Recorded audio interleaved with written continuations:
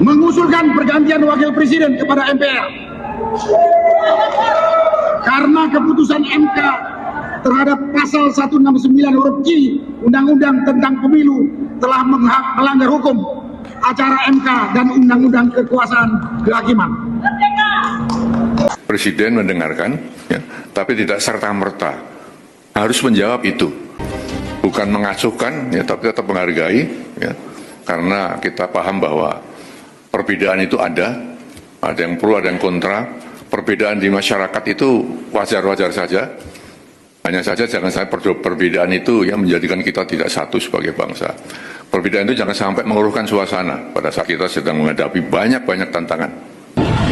Presiden dan wakil presiden kan sudah dipilih langsung oleh rakyat. Jadi Prabowo adalah presiden yang sah, Gibran adalah presiden yang sah. Gibran adalah wakil presiden yang sah. Saya kira perlu tanggapan dari Wakil Ketua Umum Projo, Reddy Alex Damanik. Ya, terima kasih Bang Karni. Kalau saya menanggapi tuntutan ataupun petisi yang disampaikan para jenderal purnawirawan kita ini, sebetulnya ini hal biasa saja di dalam negara kita yang berdemokrasi ini. Ini semacam tuntutan para buruh, mahasiswa, ya, para tokoh-tokoh lainnya. Dan sekarang yang saat ini kita diskusin adalah tuntutan atau petisi para purnawirawan TNI ini. Jadi tidak ada yang something spesial lah menurut saya. Dengan segala hormat, respek, hormat kepada para purnawirawan ini, ya, saya melihat memang tuntutan ini lebih banyak kepada politisnya Bang Karni. Ya, tadi sudah banyak diuraikan kenapa saya lihat banyak politisnya. Ya, di samping memang tuntutan itu sendiri, terutama poin yang ke-8 itu mengganti Gibran, ini kan jelas-jelas sangat politis. Kemudian juga poin-poin yang lainnya itu, ya, banyak juga poin-poin itu yang kita tahu, ya, banyak dikaitkan isu-isunya itu dari dulu itu menyerang Pak Jokowi. Ya, seperti tadi PSN itu disampaikan tadi Bung Refli, kemudian tenaga kerja Cina, ya. Jadi makanya saya katakan ini sangat politis. Jadi di samping itu juga, ya, person-person atau pribadi-pribadi yang ada dalam forum purnawirawan tersebut, khususnya yang tampil di media yang begitu kita kenal, ya, person-person ini juga kita sama-sama tahu posisinya di 2024 pada posisi di mana, kan gitu, pada saat Pilpres. Itulah kenapa alasan saya mengatakan sangat politis memang ini. Jadi masih ada residu 2024 menurut saya. Padahal, ya, kita tadi juga Bang Doli udah mengatakan, ya, pemilu Pilpres udah selesai. Ya, harusnya kita menatap itu ke depan, ya.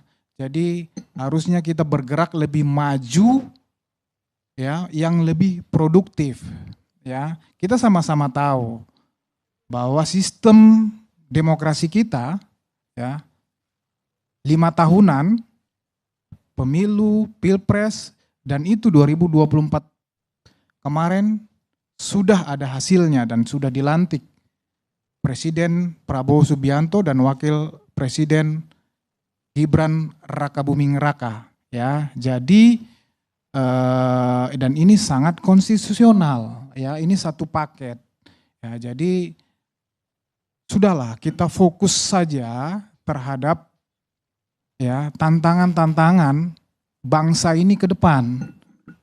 Ngapain kita ya kembali ke belakang, ya mengurusi sengketa-sengketa yang sudah selesai. Ya, kami melihat ini sudah selesai. Kita fokus bantu pemerintahan Prabowo Gibran ini untuk ya menyelesaikan permasalahan-permasalahan bangsa ini yang sangat banyak, ya. Tantangan ekonomi saat ini, ketimpangan sosial, ya, geopolitik yang semakin mencekam. Ya, jadi menurut saya kita jangan habiskan ya energi bangsa ini untuk hal-hal yang seperti ini. Saya juga menanggapi tadi misalnya tadi Bung Refli mengatakan secara politis saya melihat ya pemerintahan saat ini khususnya presiden kita Prabowo Subianto ya saya yakin betul karena beliau ini ya adalah sosok yang sangat ingin bangsa kita ini menuju Indonesia emas. Ya. Beliau berulang kali mengatakan bahwa kalau bangsa kita ini mau maju, ya, maka kita harus bersatu, para elitnya harus bersatu, rakyat harus bersatu, ya. Dan kalau misalnya poin 8 Purnawirawan tadi, tuntutan Purnawirawan tadi yang mengganti Gibran itu, ya katakanlah dicoba-coba dilakukan, saya tidak percaya Presiden Prabowo akan support atau akan bahkan mendukung hal tersebut. Kenapa? Karena yang saya sampaikan tadi, jika itu dilakukan saja gerakannya, maka potensi bangsa ini akan terpecah sangat besar. Ya, ini akan memecah belah bangsa ini. Ya, sengketa demi sengketa akan terus berlangsung dan ini akan mewariskan kepada kaum muda hal-hal yang tidak baik dan ini akan memakan energi dan akhirnya bangsa kita ini tidak akan mencapai tujuannya seperti yang diharapkan oleh Presiden Prabowo Subianto. Terhadap poin-poin tuntutan yang lainnya, ya saya tidak begitu banyak mempelajari, tapi saya sepakat tadi misalnya tentang kembali ke Undang-Undang Dasar 1945. Ini artinya akan banyak perubahan yang mendasar yang mungkin tidak bisa lagi kita lakukan, ya.